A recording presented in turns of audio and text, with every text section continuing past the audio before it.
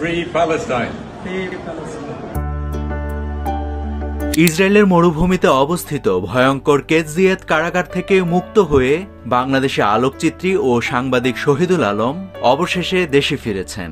তিনি গাজামুখী ত্রাণবাহী নৌবহর ফ্রিডম ফ্লোটিলার একটি জাহাজে ছিলেন।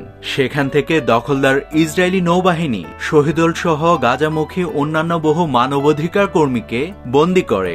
এরপর তাদেরকে পাঠানো হয় ভয়ঙ্কর এক কারাগারে। তবে সে দুঃসহ সময় পেছনে ফেলে বাংলাদেশ সরকারের সহায়তায় দেশে ফিরে এসেছেন তিনি। তার মুক্তি পাওয়ার ঘটনাটা অনেকটাই যেন থ্রিলার সিনেমার মতো, যে প্রক্রিয়ায় ইসরায়েলি বাহিনীর হাত থেকে শহীদুল মুক্তি পেলেন সেই ঘটনাই শোনাবো আজকের প্রতিবেদনে।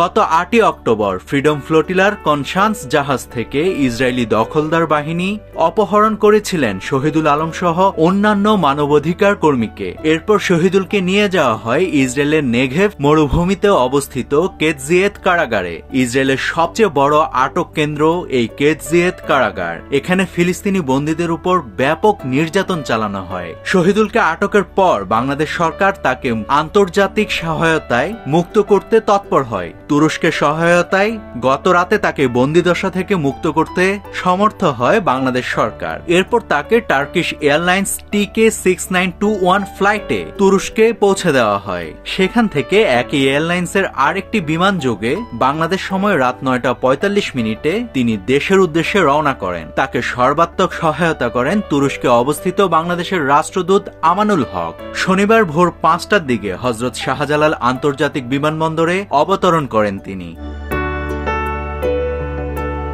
এরপর শহীদুল আলম বলেন, এখনো গাজা মুক্ত হয়নি, সেখানে এখনো আক্রমণ চলছে, আমাদের কাজ এখনো শেষ হয়নি। গাজাবাসীদের উপর যে নির্যাতন হয় তার তুলনায় আমাদের সঙ্গে যা হয়েছে তা কিছুই নয়। এর আগের প্রধান উপদেষ্টা ডক্টর মোহাম্মদ ইউনুস শহীদুল আলমের মুক্তি ও নিরাপদ প্রত্যাবর্তনে সহায়তার জন্য তুরস্কের প্রেসিডেন্ট তাইয়েপ এরদোগানের প্রতি কৃতজ্ঞতা প্রকাশ করেন।